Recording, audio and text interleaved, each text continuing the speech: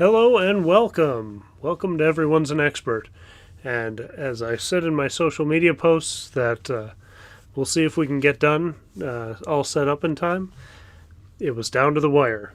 And just thought I had everything set up and then tried to move a computer and almost knocked it over. And then I'm seeing the counter time click down to 5, 4, 3, 2. Oh, we're going. So welcome. We made it. It's live. And a relatively slow week this week, but wanted to talk through a handful of things. Last week I had a really good time in Rochester, Minnesota, southeastern Minnesota. If you know where the Mayo Clinic is, it's there.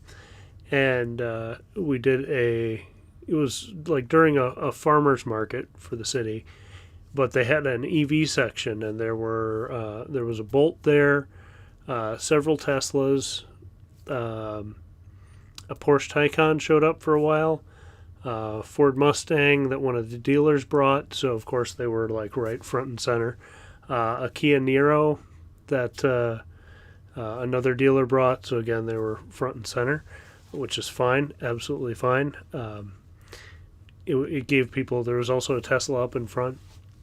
I think it may have been Chris's Tesla Model 3, and so that was up in front too. So really good variety, good crowd, but not crushing.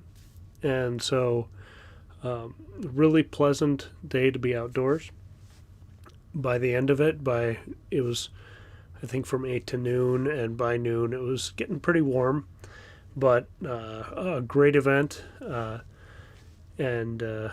yeah, just really cool to do that. So, hi guys, hi John, and hi Todd. Welcome. Got a big AI day coming tomorrow. We'll see what's in store for us there. My wife and I were talking about welcoming our robot overlords at dinner, and she said she wanted to be, like, in that future, she wants to be a docent in what did she say? In the Museum of Human Feelings. And she thought that would be the best place to be in the resistance. And I said, why? They'd be looking for, those human emotions, as the resistance. And she said, well, because they would think it's just a joke, like the court jester, and no one ever suspects the court jester. I thought that was pretty funny and a pretty good take on, AI taking over.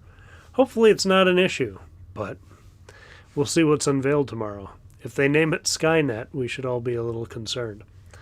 But one exciting thing did happen today, and that it sounds like the first Model Ys were delivered in Europe today. Maybe tomorrow there by now. But anyway, so that's excited. They're all made in China and were shipped over. So Giga Berlin's still not up and running yet, but it also sounds like the final environmental roadblocks that were, people were, throwing roadblocks in front of Giga Berlin. It sounds like those are finally have moved out of the way or been redacted or retracted or whatever. So hopefully that means they can finish the factory. I think it's October 9th. I might have that date wrong, that they're going to do an open house and tour in Giga Berlin, which would be awesome. But of course, probably very few, if any, people from America or the U.S. are going to be over there to see it. But hopefully we get some fun views from inside of there, other than just random TikTok videos from Grimes. But that's another matter altogether. The event tomorrow in Plymouth. I saw that there was an event, but I can't remember what it was. Is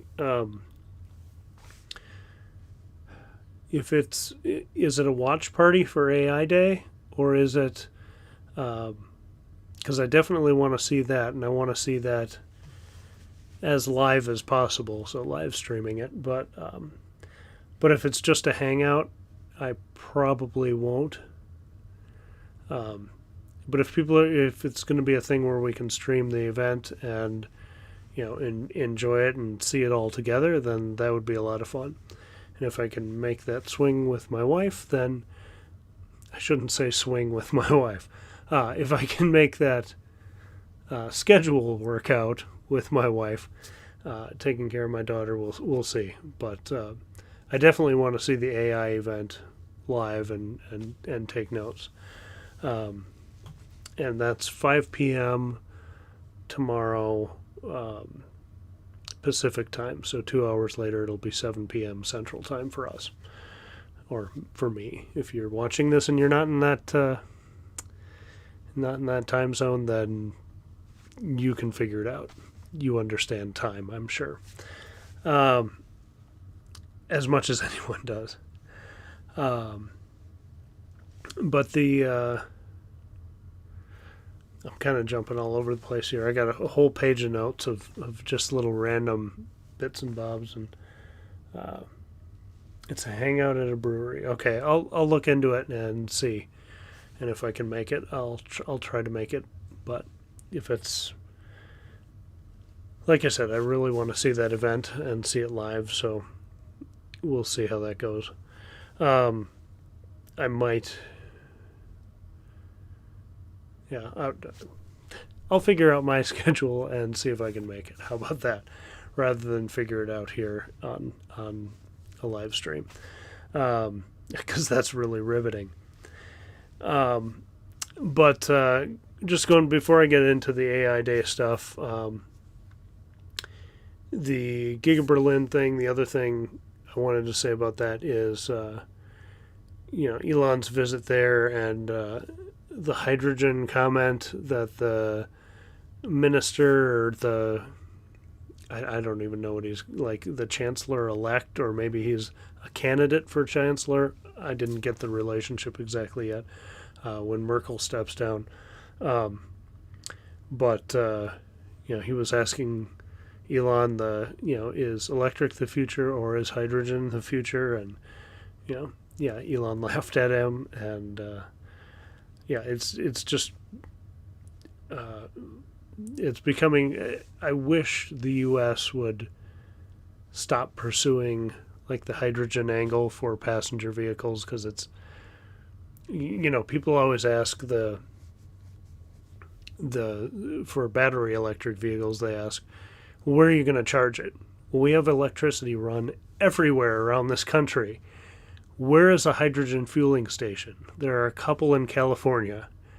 So when you talk about the infrastructure that needs to be made, yes, there's water everywhere, but according to the Colorado River, even that's pretty scarce. And I don't know if you guys have been around the lakes around Minnesota lately, but they are low. We are in need of water. So,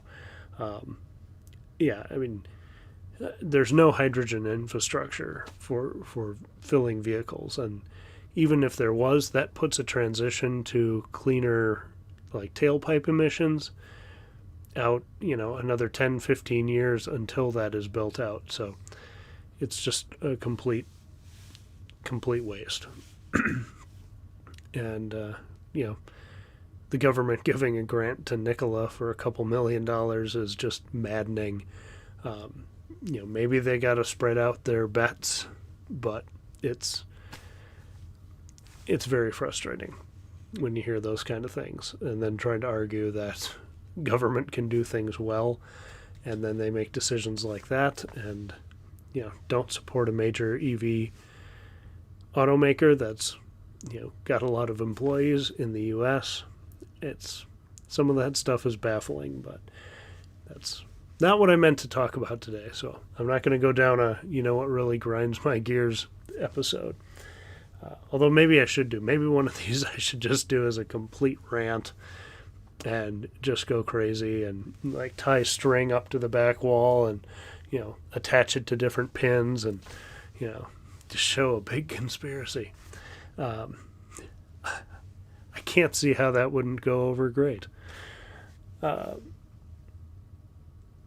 hey Tim. Yeah, the land of 10,000 ponds is right. The lakes we visit, my daughter and I, we'll go walk around lakes or and things down here in the South Metro, and the shorelines are just dropping week by week. It's crazy. Um,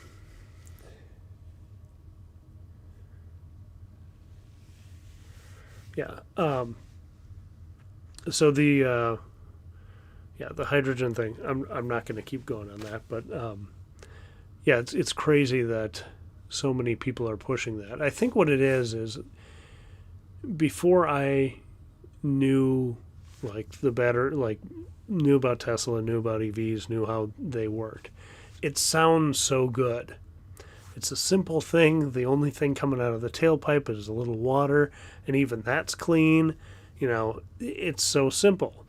But you don't think through the backup steps of how to get there. And that's really the problem. That and storing it and tanking it, detanking it, and you're driving around on a big thing of hydrogen, and people are concerned about, driving around on batteries. Speaking of that, I will get to AI Day in a minute here, but speaking of that, I wanted to touch on the Bolt fires. It sounds like Tyler had posted something on Facebook about it. Sounds like there was a fire, and this could just be a random thing of a 2020 Bolt, which would be out of that lot that they were planning on recalling. It could just be a crazy fluke, and not a related issue at all. But it does sound like they're finally doing real recalls and replacement of the battery modules or packs for the bolts that are affected in the initial recalls. So that's good. Transport Evolved, like I said before, has been really following that very closely because they own bolts, and another of their staff members own a bolt. So they're kind of on this, and worth watching if you don't follow them. Their channel isn't to everyone's taste, but they do have generally some pretty good information. And like I said, because they have so much invested, they're very they're very involved in what's going on, up to date with it. So that's kind of the place I go to look for news on the Bolt stuff. So hopefully they can get that sorted out, and it won't take years and years and years, with people only being able to use like 70% of their range, or even less. If you can't charge between 90 and it's something like you only get 70% of your range if you stay within the parameters they want. And if you can't, if you're not supposed to charge overnight, I feel really bad for Bolt owners in that group, because it otherwise seems to be a really nice car that people like. So, excuse me. I hope they get it sorted out and move very quickly to get people in good shape. Man, I like I said, I've got a page of notes here and jumping all over the place. But I did want to touch on that it sounds like that's going to slowly be getting fixed, and we'll be able to see hopefully some resolution to that, or more communication on that. 40 to 90%, yeah, so that's 50% of the battery. So thanks for jumping in there, Todd. Yeah, that would be a huge bummer. Pretty much kill all your road trip plans or anything you had planned. So big bummer there. So I'll get to AI Day now. So AI Day tomorrow is it seems like he announced this like 6 months ago. I keep thinking, like, is it this week? Is it this week? Is it this week? Because I do think this could be one of those pivotal. It could be nothing. It's like, this is what we want to do. Come work for us. But no, like, clear demonstrations of what they're doing. But from the rate of improvement we're seeing for full self-driving, with the last few weeks have been every 2 weeks advancements. We'll see if that holds, but with that, it shows that they're making pretty big strides, and they may not even be using Dojo yet. That might still be a in the works thing. We'll find out tomorrow. But I have a feeling we're going to hear some pretty impressive things. Again, I'm going to have to talk to technical people to understand if it just sounds cool to me, or, if there aren't concrete examples that they're showing something, I won't necessarily know, is this an advancement or is this just run-of-the-mill, supercomputing that, only wows Tesla fanboys, which it might be, but I have a feeling that they have better people working on that than to let that be the case. And like I said earlier, it's going to be streamed at 5 p.m. California time, 7 p.m. here Central U.S. time. And I don't have the UTC time, but 5 p.m. California time. And like I said, you'll be able to figure that out. And it sounds like none of the typical guests are coming. It sounds like it's going to be mostly engineers invited, and they might not even have very many people in person. It might be a mostly streaming event. But I think that's really cool. That it's very cool to get people, popular YouTubers and everybody, getting to see the products first. The Model Y unveil, the Cybertruck unveil, the Plaid event. That was either a gnat or a spider came down. Crazy. But it's cool to get their take because they're so in it, and they drive all the cars and they go to all the events, and you get good coverage. But I like the idea of this being like, no, this is our audience is engineers and software people who want to work this problem. And I think that's really cool. That seems to be the focus. We'll see, tomorrow if it's, they only invited circus performers. Well, then I was wrong. But that doesn't seem to be the case at this point. So that's pretty cool. For people who watch Tesla Daily, it sounds like Rob Maurer is going to be streaming it. And I'm sure some of the other YouTubers who aren't going will be streaming it as well, because you got to get those clicks.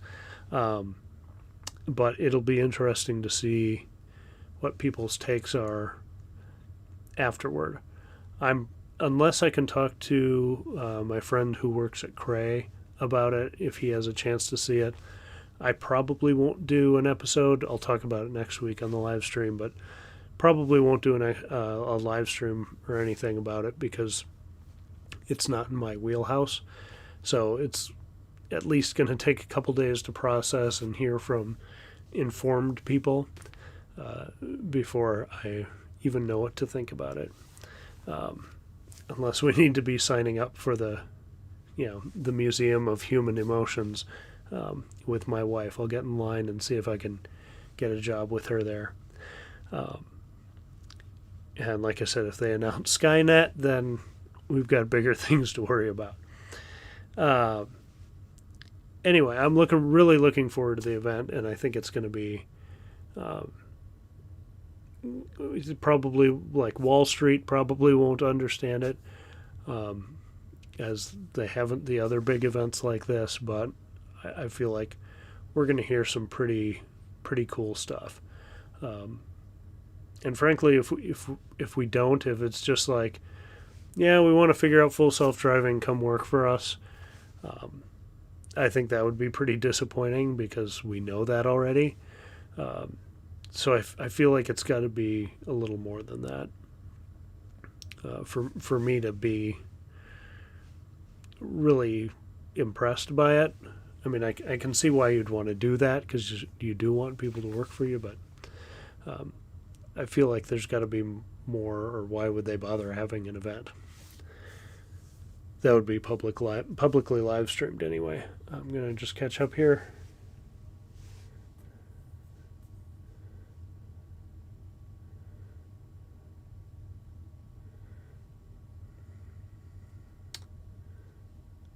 Oh, okay. That's about the new update, and I'll talk about that in a second. But thanks for posting that, John. Yeah, so looking forward to the AI Day. If you guys have any expectations that you really want to see, or you think we're gonna see, or you're afraid we're gonna see, put that in the chat and let me know if there's anything you're really looking forward to tomorrow. I'm just kind of looking forward to learning and seeing where they are with things. So that kind of ties into the full self-driving beta 9.2, which of course I don't have, but I have been every time there's one of these events or releases, I end up watching all the videos people put out. I followed a bunch of people on YouTube just to watch their full self-driving beta videos. And some are better than others, but it's good to get different environments and different people and get their take on it. That's, kind of the everyone's an expert approach is like get a bunch of opinions and kind of see where you think things are based on people who are actually using it. And it seems to be improving. And I keep saying things. If you guys follow on Twitter Earl of Frunk Puppy, who can be a little toxic, so if you don't follow him, I totally understand. That's kind of his bit, but I can see it not being something everyone's got a taste for. But when he first got it, he begged and begged and begged to get it, and it was super obnoxious. But when he did finally get it, he said, "You guys don't really want this. You think you want it, but you don't. It's like you ordered a cake and you think you're going to get a cake, and instead you got a bunch of ingredients and instructions. And so it's a process of putting that cake together and then baking it." And about 2 months ago, 3 months ago maybe, I don't know, probably more now because time is flying by this summer, but a few months ago, well before 9 came out, we were seeing improvements in 8. And I asked, because he seemed pretty positive about it, I said, "Does it feel like the cake is getting baked?" And he said, "Yeah, it's still not there yet, but it's definitely in the oven and getting there." And then he said something yesterday or this morning that, and I know some of the stuff he does is very hype on purpose, but he said something to the effect of, wide rollout isn't too far away. Now, does that mean the famous 2 weeks? That's really, 6 months. But the people who have it seem to be feeling like it's making good strides. So again, we'll learn more tomorrow. If they keep this pace of innovation, I think that's going to be great. And it's not going to solve everything right away, but it'll be good to see improvements. So feeling pretty good about that.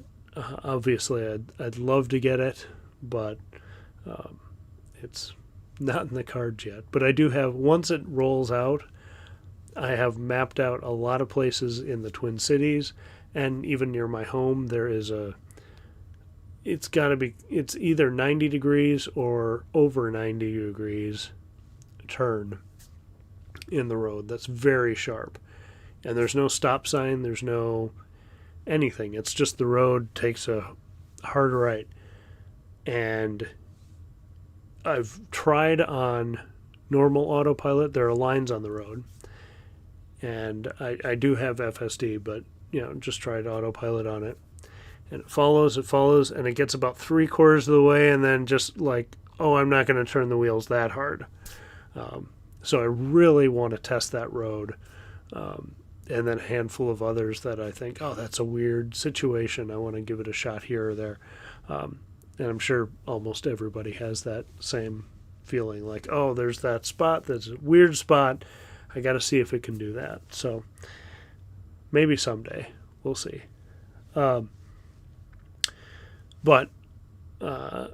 it'll be interesting to see the kind of things they're talking about at AI Day and how that ties into the advancements that we're seeing from the beta testers, and how long they think that evolution is going to take. But I did want to get back to, speaking of software updates, John's comments here. He got the update with Disney Plus, but he's not paying $17 a month for that. John, I completely understand that. We do have Disney Plus, so I'm looking forward to that, because that opens up a whole bunch of stuff that my daughter will love to watch when we're charging, or just she wants a different place to watch something. So I'm really looking forward to that. I haven't got it yet. But my Wi-Fi in my garage is so incredibly weak that every time I get the icon for an update, I have to use my phone as a hotspot to get a strong enough signal for Wi-Fi out there. So looking forward to it, but I totally understand why people would not necessarily want to pay that much to have Disney Plus on there, or to watch it anyway. And car wash mode has been added. And yeah, Dirty Tesla's got good videos on the full self-driving, and he's pretty consistent in the way he tests and takes data. So it's interesting. That's a good channel to watch if you want to see the progress mapping out and some of the regression at other times. So he definitely doesn't hide when it does something wrong or dumb or something. So he's a good one to watch. The car wash mode, I wanted to ask about that, because to me it sounds like the car wash mode is more for the automatic car washes that actually like track your car through the wash. Is that correct? And so it does some different settings to make that a little more safe on your wheels or your tires or the vehicle. I'm not sure. Or is it like putting it into neutral or something? I've never had. I use a touchless car wash pretty relatively frequently, and I've never had any issues with the wipers coming on or anything. It just seems to get washed. So I'm not sure. I feel like when it was originally talked about, I heard what it was, but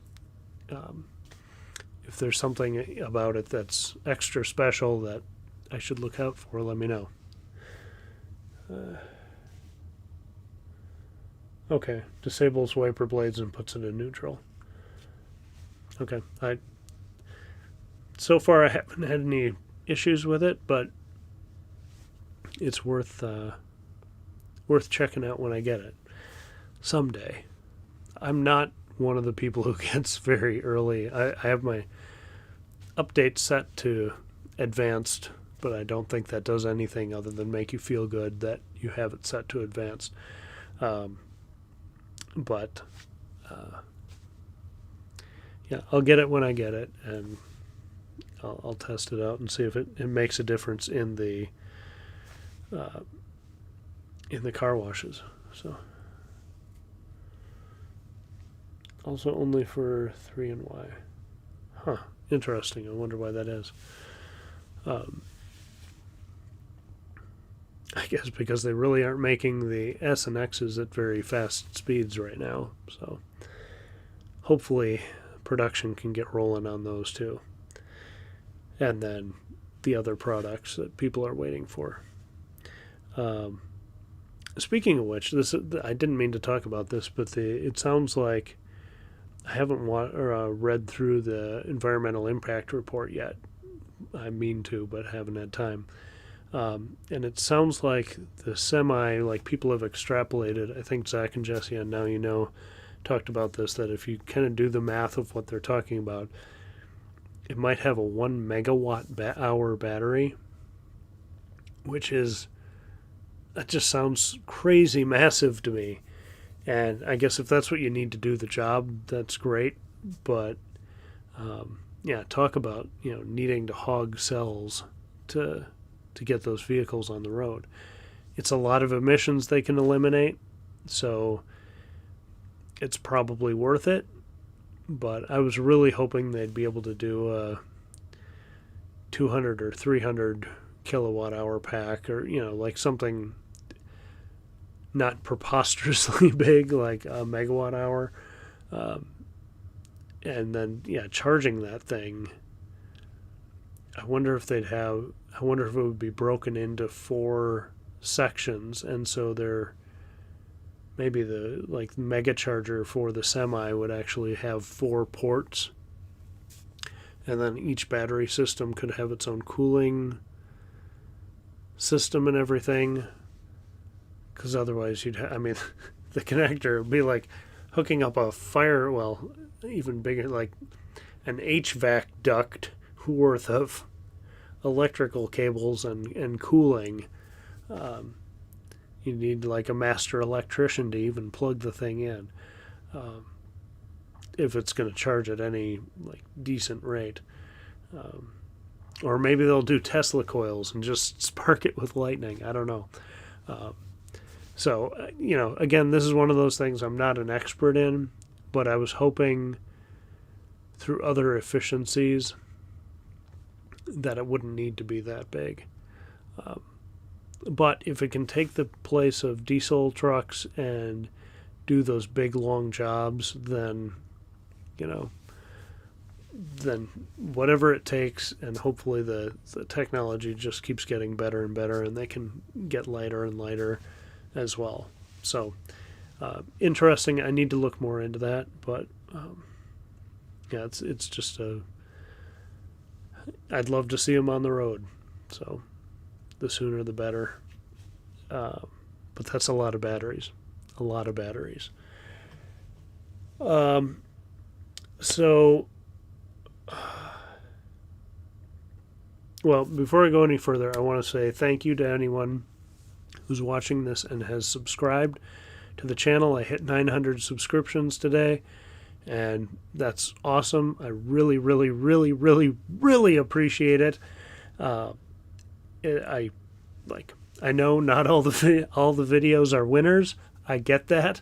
I'm doing my best and trying to cover mostly EV stuff, but also throw in some of the other topics that kind of are around the edges of that as well. So thank you for sticking with it, even if there's some videos that aren't your cup of tea. I appreciate it, and hopefully we'll get to 1,000. By the end of the year would be fantastic. We'll again see how that goes, but 900 is great, and that's a lot of people. So the pressure's on. Don't screw it up. As I say, so yeah, good YouTubing, good live streaming. The ums really make it. People love to watch a good stammer. Uh, uh, exactly. So the big news this week for Tesla, and part of the reason that it seems like the stock went down, although it seems like all automotive stocks went down, but that's again not my expertise, was the NTSB or NT. It's either NHTSA or NTSB. Um, are doing an investigation into some autopilot crashes, or some Tesla crashes into emergency vehicles that are parked. And it sounds like, from the things I've seen on Twitter, I haven't researched this myself, but if you go through those cases, there are drunk drivers, distracted drivers, and then a couple that maybe weren't. Somebody was on a suspended license, which doesn't necessarily mean they don't know what they're doing driving, but it definitely throws some question marks in there. And obviously it's tragic. It sounds like the passenger in one of the Teslas passed away, but the other ones were just collisions, as far as I can tell. And it sounds like 11 specific incidents over the span of 3 years.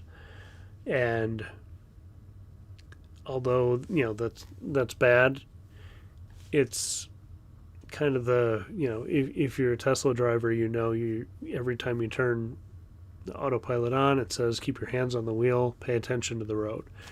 So although it can do amazing things, and hopefully will do even more amazing things in the future, for now, until it does get to that really full self-driving phase, we're supposed to be paying attention. And so I feel like this is an investigation that's going to get a lot of headlines, because people love to put Tesla in a headline.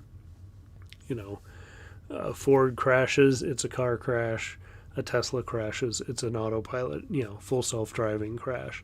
Was the driver in the seat? All those questions get brought up because it's good headlines, even if it's irresponsible reporting.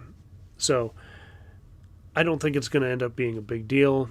And even if they do find something, I think the technology is at the point where Tesla can easily do a over-the-air software update, and boom, the whole fleet is fixed to the regulator's approval. And what the things I'm seeing in full self-driving beta 9.2 suggest that once this is transferred over to the highway driving as well, if it performs as well as it is going around things on city streets, hopefully it will do the same on highways, and then start recognizing emergency vehicles, pulling over for them, or leaving that extra lane that you're supposed to when there's someone being pulled over or there's an accident on the side. You leave that extra lane open to not crowd the emergency workers. So hopefully that'll all be kind of folded in the bread dough as we're going, but we'll have to see it work in real life before we know for sure. But that is their plan. And speaking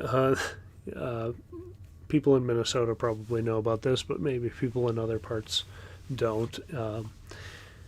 Apparently there's a publication in the Twin Cities called the City Pages. Apparently some of the writers, or all the writers, I don't know the whole backstory on it, I don't really care, started a new publication, and I don't know if it's their first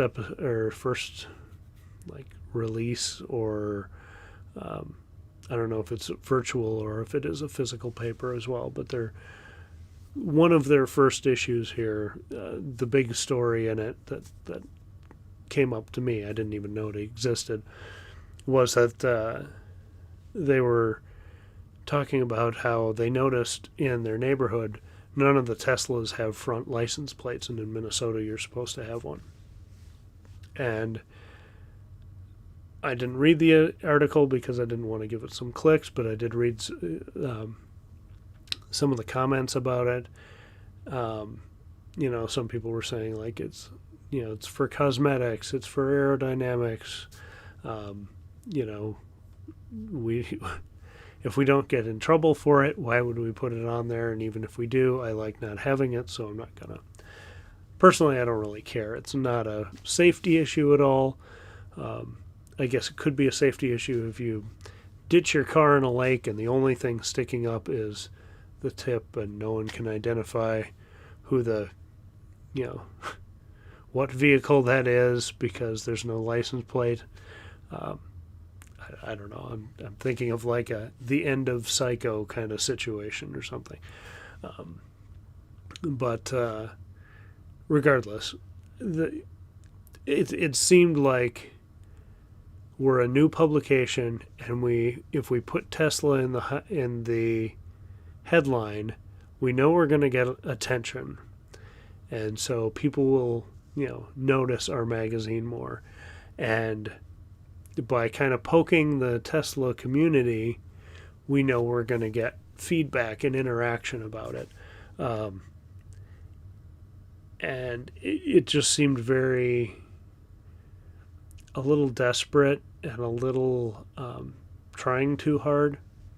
There were some comments. Apparently, the author was in some different communication or different Twitter threads, and I know Brandon Flash, from the EV Nomads YouTube channel, he was commenting on it, and then they had some kind of exchange, and it's like, and someone else had a really good comment, and again, I haven't read the article, but their comment was, saying they should have the license plate on, and they are, they're kind of flouting that that regulation is worth bringing up, but apparently they made allusions to it's because they think they're better than us that they don't have to.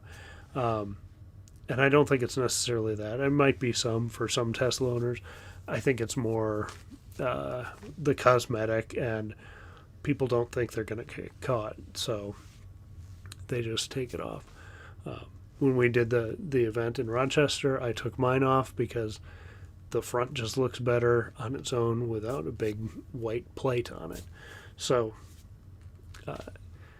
it's just interesting how publications big and small, news organizations big and small, if we can put Tesla into the headline, we know we're going to get engagement, we know we're going to get clicks, and we know we're probably going to stir up some controversy, which then we can play the victim of, like, oh, you guys are so sensitive that we said something completely false, or made these grand assumptions without knowing what we're talking about. And not necessarily this publication specifically, but that seems to be the case for articles about this investigation, articles about past investigations, or autopilot things in general. There seems to be a lot of assumptions made. It sounds like some senators have their what's a good way to say that? Have bees in their bonnets about autopilot again, and want the FTC to be investigating, whether or not they should be using autopilot and full self-driving for the name of the thing. And it's like, okay, so if they find that misleading, they just rebrand it and the technology stays the same? Again, it's going to get a lot of headlines, and these guys are going to get a lot of attention, but in the end, does it really matter? Probably not.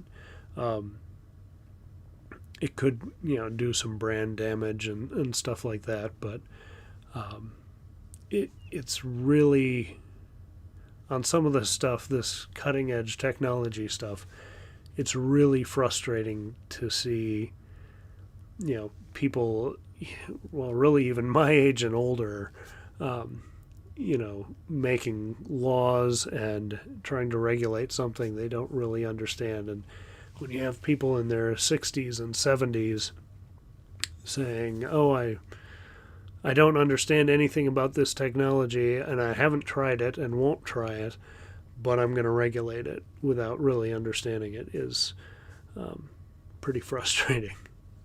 But like I said, this isn't going to be a grind my gears episode, so I'm going to keep it up, keep it positive. So I'm going to just catch up on the comments here.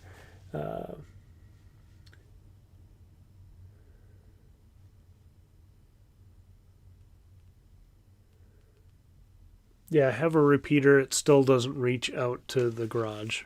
Part of it is I'm just crappy, unreliable internet. But luckily it's held up for the live stream, so that's been good. I think it has anyway. That was terrible. I apologize for that. Maybe I should not do jokes on here. Or I should learn to do the robot. Which one? AP1 may be a bigger deal if Tesla needs to update it for the investigation. Yeah, well,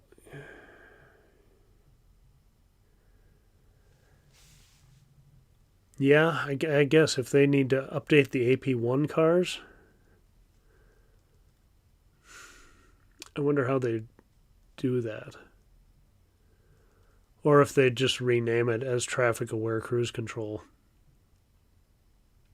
and take the autopilot name away from those cars. And maybe put another disclaimer on it when you engage it. Because I don't think you could. Yeah, it would be replacing, the pillars, replacing the cameras. I don't think. I'm trying to remember if my S even had repeater cameras. I don't think it did. So yeah, it could be an issue for those. But maybe, like I said, rebranding it might take might be the way to solve it.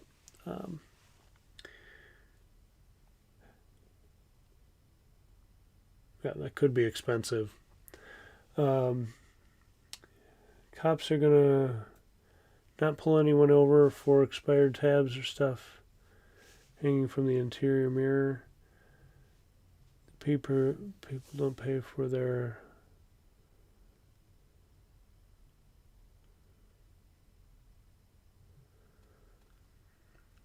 Yeah, I heard something about that. People not being pulled over for minor infractions.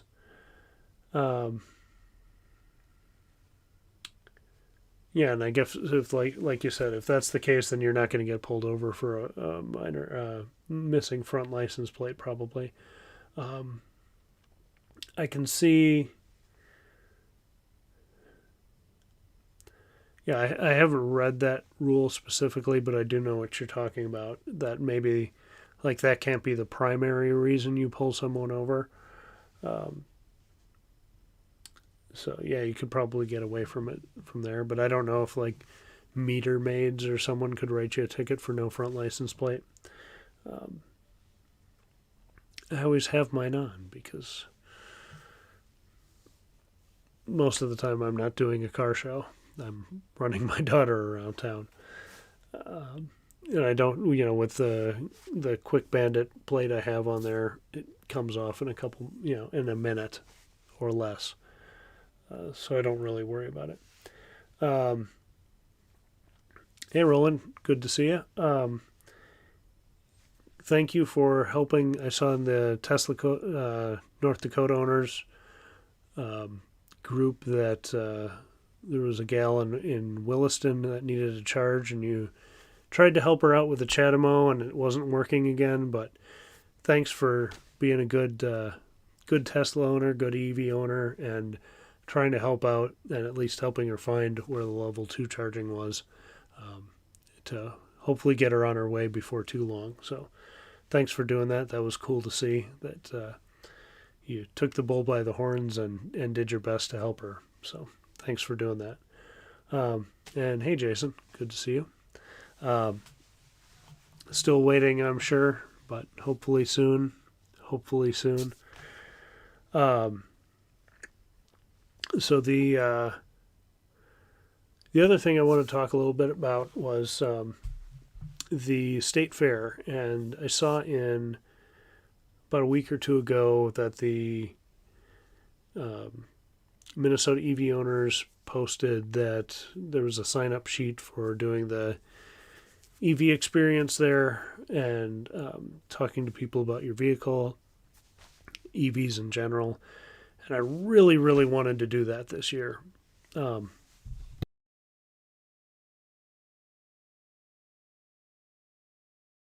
I had my heart set on it and was all like gung ho to do it. And I was actually thinking about like, oh, how can I sign up, multiple days in a row and, just work out a schedule with my wife again that like, okay, from here to here on these days, I'm just gone. I'm just sitting at the fair talking EVs. I'd love that. And we've kind of decided after meeting with my daughter's pediatrician with the Delta variant kind of surging around and, really no mitigation techniques being enforced for the fair, which it's disappointing, but I kind of get because trying to police that, I'm using a broad term of police, once people get in, it's going to be impossible, unless you do all the steps. You limit how many people can go. They have to sign up in advance. You have to check their vaccination cards. You have to, and that's too much. I can see how that would be too much bureaucracy for them to be able to handle. And I can also see if you try to do it but don't enforce it, then, it just goes out the window. Once someone gets 10 feet through the door, they, take their mask off, and then somebody else goes, hey, they don't have theirs on, mine's off, mine's off, mine's off. And it's just regular fare. And there's no amount of, like I said, in broad terms, policing that you could do to stop everyone. So if they're going to do the fair and they're going to do it broadly like this, we talked about because my daughter does have some cognitive issues.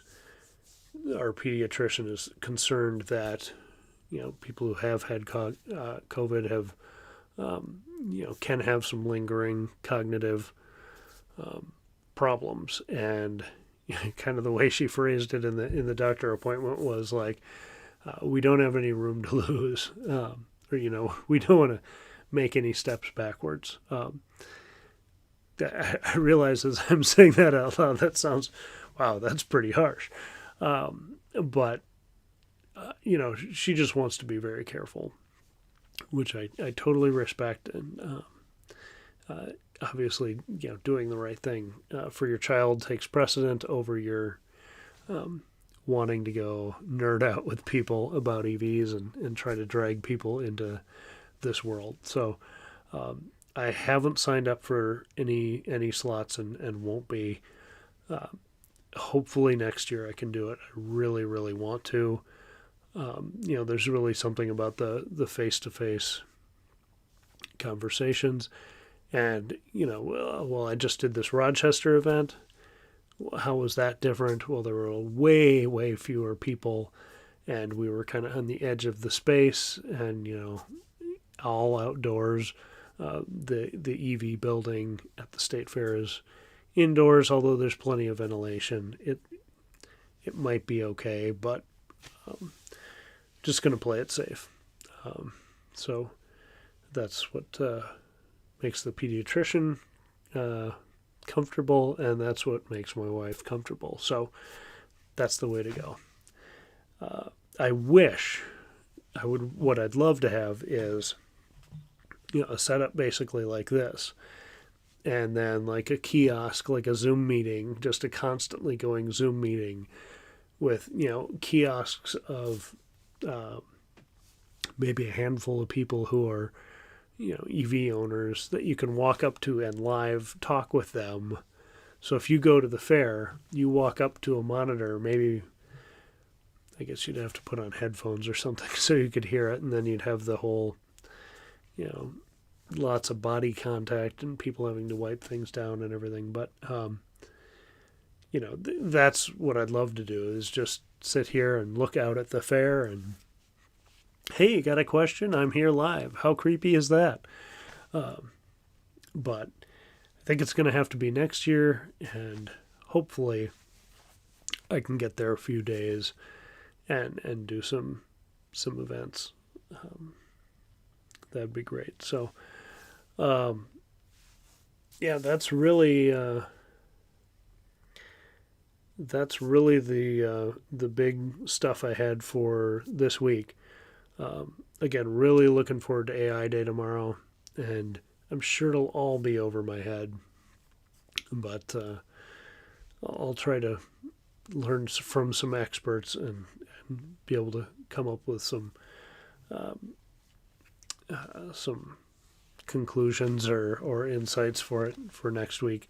And if I can talk to my friend who works on this kind of stuff, I will, if he has a chance to see it.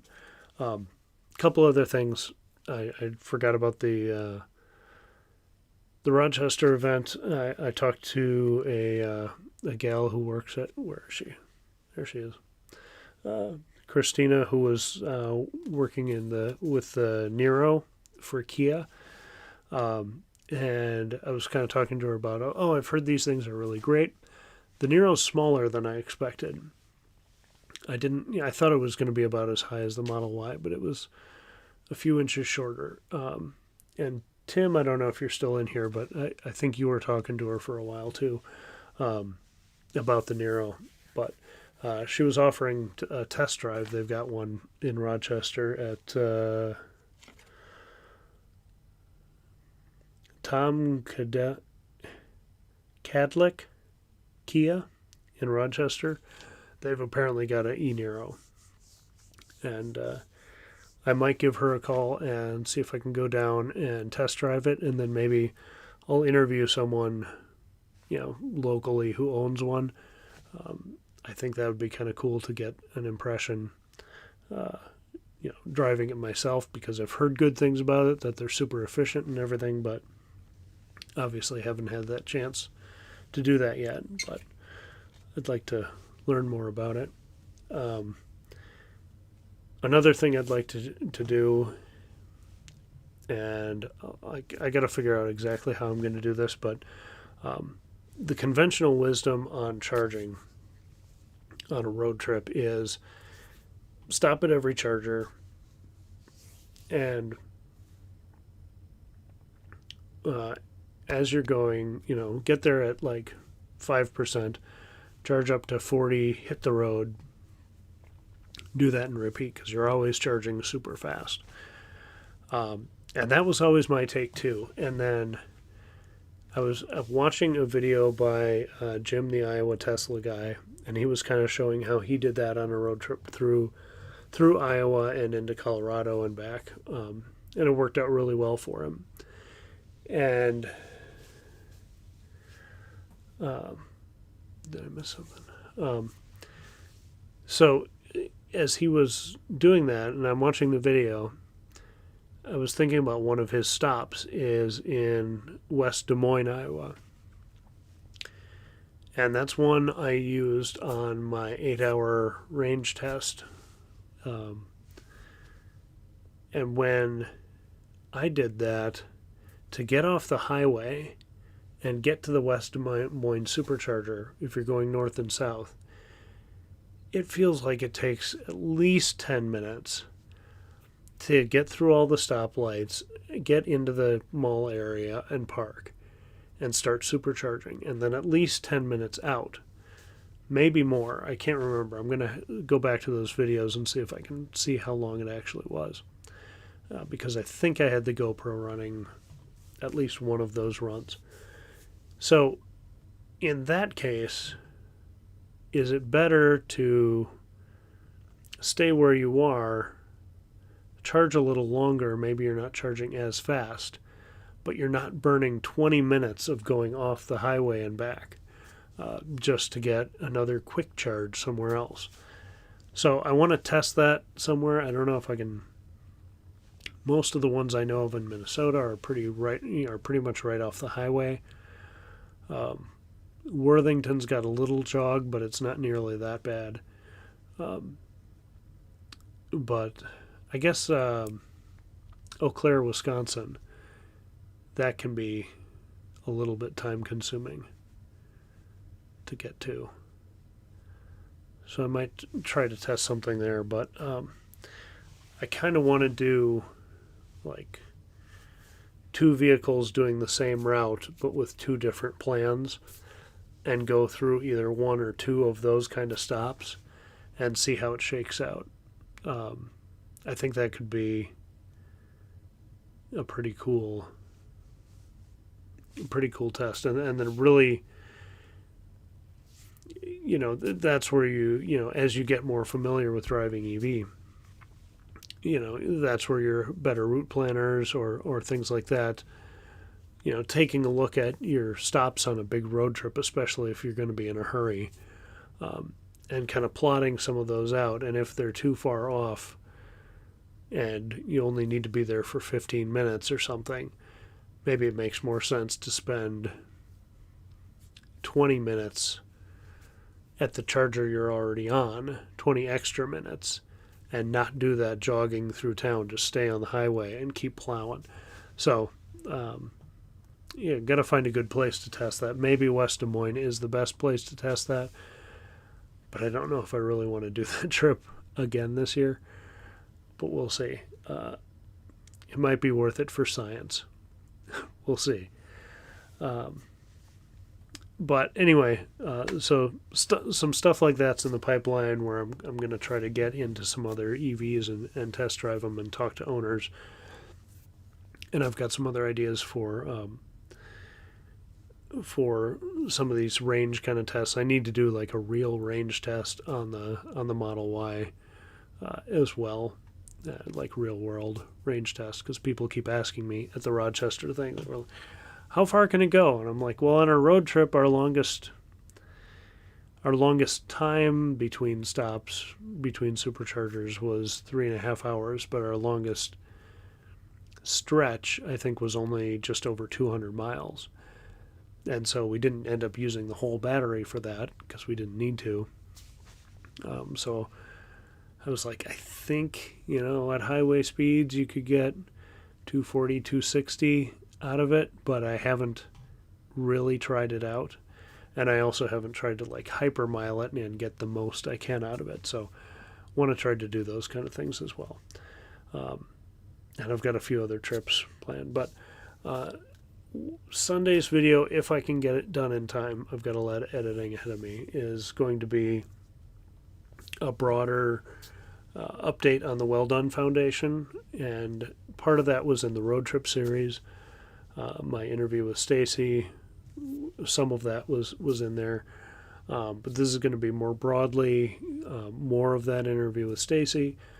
And then I just on this past Saturday had a chance to do a Zoom call with Curtis Shuck, who started the Well Done Foundation, and got a really impressive look at where they are. When I was out there on June 24th, they had just finished their 8th well, or they were just starting their 8th well. I can't remember. I'm still in the process of editing. So they were on about well 8, and when I talked to Curtis on Saturday, they had already capped 10. So that's great. The progress is accelerating. They're hoping to plug some in Pennsylvania this year as well, and qualify like 1,000 more by the end of the year. So they're getting volunteers and professionals in the oil and gas industry to help and qualify these wells, and they're really set to take off like a rocket. So that's great news. The interview I had with him was about an hour long. Some of that was just us BSing, so I will obviously cut that stuff out. Some of it was just a little repetitive and not worth sharing, but I will share everything that's new or kind of talking about their plan, where they are and what their plans are. So I'm going to integrate that with Stacy's comments from when I was there. So as she's talking about one topic, the expansion into other states, then I'll cut to Curtis, all that stuff. So I'll be mixing that up over the next few days. Hopefully that will be coming out on Sunday. If not, I'll do something else for Sunday. Maybe it'll be a supercharger review. But I really want to get the well done stuff done. So we just had the Destiny's interview that she was so gracious to give on the Badlands Dinosaur Museum. And then this morning, I did that little feature piece of how to do the animation of the... I had that as a featured clip. I may as well play it now. Why not? Where am I?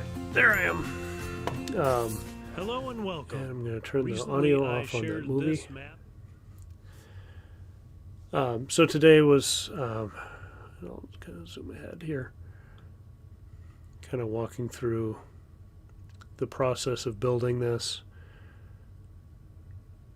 And if you're interested in motion graphics at all and want to know how to do this for your road trips or whatever, hopefully this is pretty simple and easy to follow. Really, the meat of drawing the path and putting the icons in is about half of it, and then I spend a little time talking about how you can animate the camera in a couple different ways to have it do a... Here, we'll see if we can play this back. If we get to the right spot. There we go. Yeah, so this is kind of the final result of this kind of tutorial of how to make something like this. So Motion is, if you're an Apple user, pretty simple to use, and I think it's only like $50 or something, and it just constantly updates. There's no subscription, there's no continued membership, or you don't have to buy new versions of it. It just keeps going. So it's a great tool. This is a couple Ripple Training and Simon Upstell are great resources if you're interested in more motion stuff, learning it from real professionals instead of a guy who just uses it a lot. Those are people I've learned from. So if you want to get more in the weeds on that, those are great resources. And I just wanted to touch base on that. If anyone's interested in that kind of thing, that's out there. It's pretty quick. I think it's only a 16-minute video and shows you how to do that. So I think it's interesting, but I get, like, if you're here to learn about car adventures or road trips or something, that might not be your bag. But it's there for the handful of people who asked for it. So that's it for today, unless anybody in the comments has any other questions. Looks like a couple things.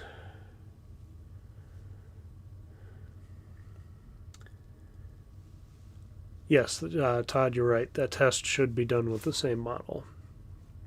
So I'm going to have to find another all-wheel drive long-range Model Y and start from the same place, both topped up to 100%.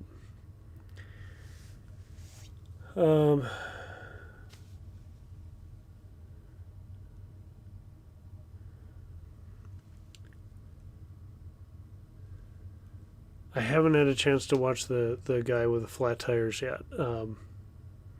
I did have somebody else comment on one of my videos that it seems like Teslas get a lot of flat tires. And I said that it might be the case, but it might be the case that there are more Tesla YouTubers than, if you have a, Dodge Caravan, you're probably not making a YouTube channel about your Dodge Caravan experience. So if you have a flat in your Dodge Caravan and on your road trip, it's probably not going to make its way to YouTube. You might gripe about it on social media to your friends and family, but it's probably not going to make a YouTube video. I hope that's the case, but I'm definitely going to be paying more attention to if I start seeing more and more of that pop up, or if that becomes a pretty consistent anecdotal thing that's popping up in the club, popping at the club. If that's that kind of thing is popping up in the club more and more, it'll be interesting to try to find some data on that. I hope that's not a Tesla thing. I feel like our situations were just kind of flukes. I guess if I have another flat in it, then I'm going to start thinking it's not a fluke. But that same patch we got in Browning, Montana is still holding, so very happy with that.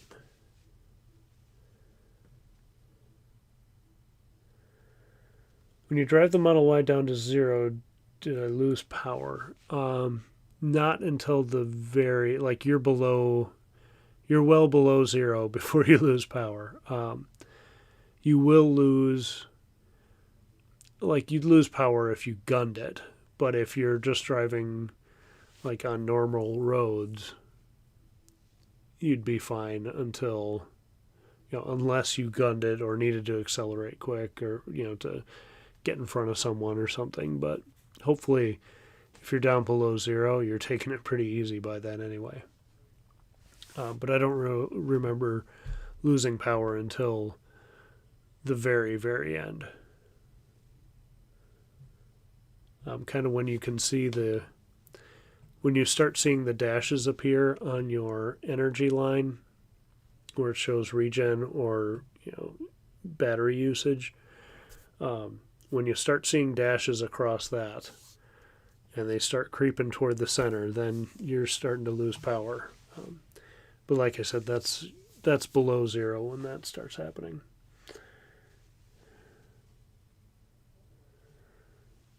Not sure about Black Bear. I did hear that Grand Forks, I thought somebody said it might be operational today, unofficially, but I don't know if anyone was there to actually check it. It'd be great. I'm really looking forward to when they're up.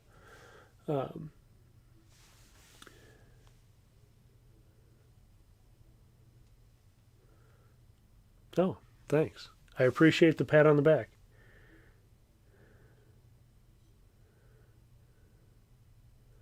He had a stick go through his sidewall. Wow, you can't really patch that.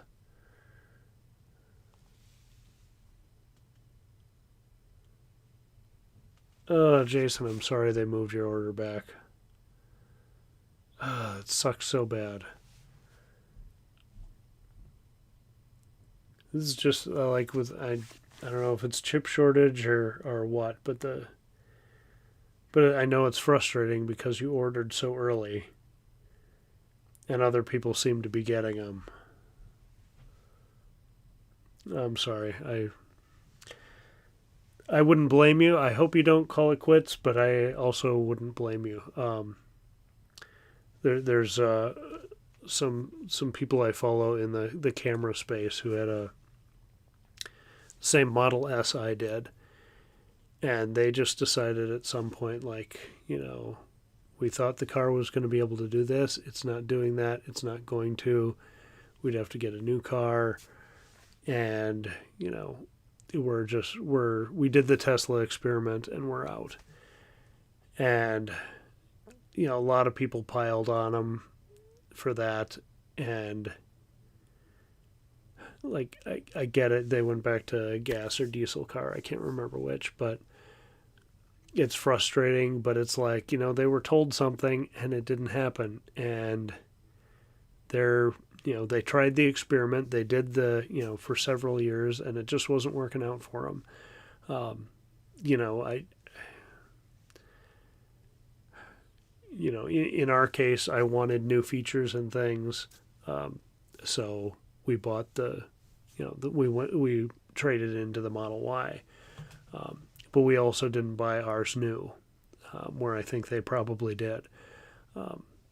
So hopefully they'll come back, but I have a harder time being upset with people who have tried it and it just doesn't work out for them than people who will never try it. And maybe, yeah. Seth is getting his this week.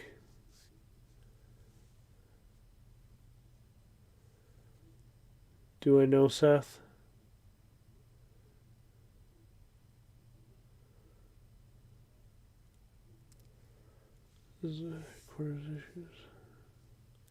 Yeah, and that's the frustrating part. Yeah, the local guys will really, it seems like, bend over backwards, and then it's just getting stuff from headquarters. So yeah, I get it. I saw that Audi e-tron GT. I don't know if you saw that post, but I saw somebody at Western Metro Supercharger, that's name Minnetonka Supercharger. I didn't need a charge, but I parked over there close just because I wanted to be close to the other EVs. And as we pulled around, there was Audi e-tron GT there, and looked great.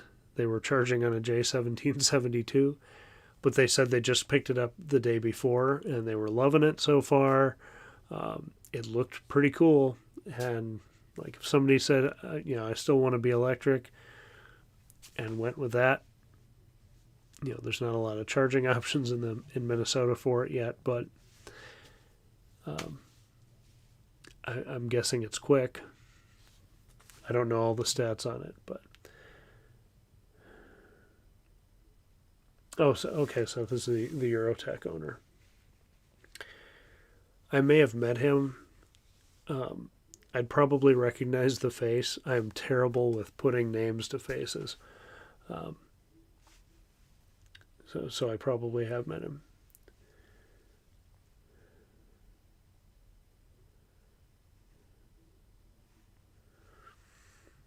Oh, John, you get your appointment in Eden Prairie for the heat pump update? I can't. Oh, for your spoiler. Okay.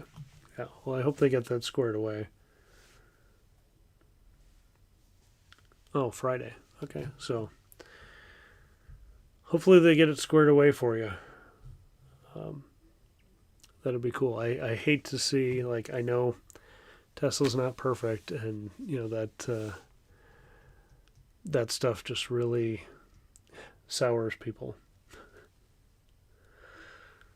No, Jason, at this point I don't think you're whining. I think it's pretty fair to be disappointed in how that's gone, but I think,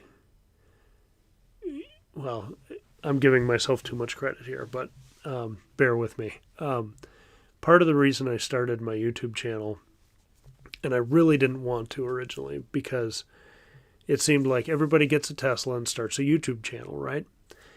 And when I started planning my first EV road trip with the Model S out to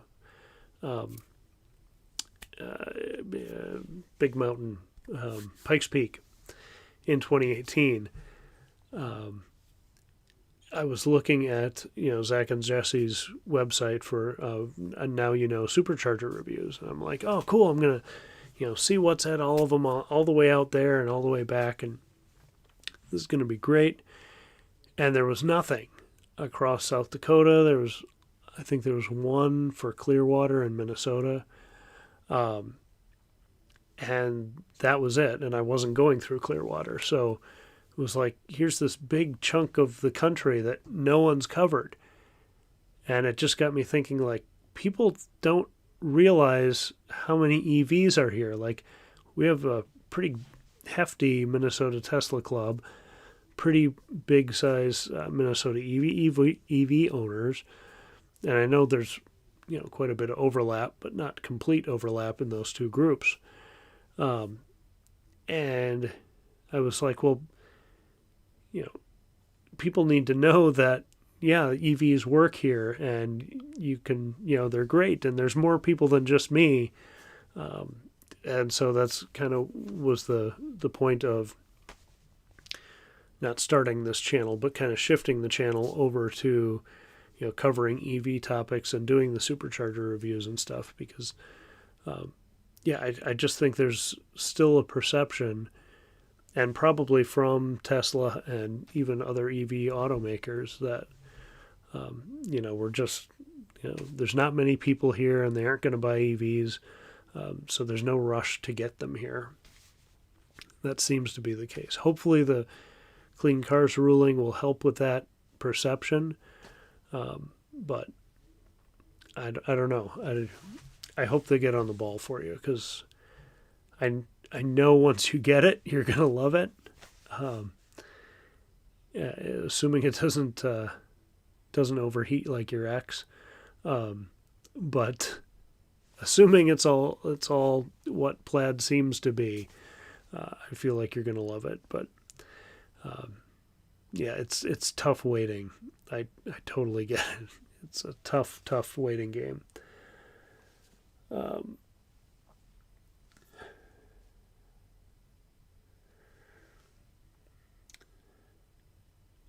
Tesla has a new distribution in Roseville. Okay, that's what the Roseville is going to be.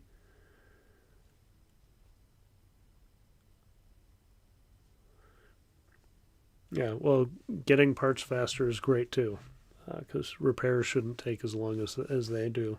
But hopefully they just keep improving. Maybe that's what they'll announce at AI Day, as we've figured out how to use AI to solve all these logistical issues. That'd be pretty monumental. That'd be the kind of announcement I think everybody would love to hear. But with that, I think it is. I have no idea what time it is. 10:53. Yeah. With that, I think I'm going to sign off for the night. But thank you, everybody, for joining and for making comments. Again, Roland, thank you for helping out that other EV owner up there in Williston. John, good luck with your service appointment. And Jason, let's hope Christmas comes early and you actually get your vehicle. But with that, I'm going to sign off. Thank you very much for joining me, and I'll catch you later. Don't forget to check out AI Day, but if you're watching this, I'm sure you will be. So we'll see what that has in store for us next week. And again, thank you. Have a great night.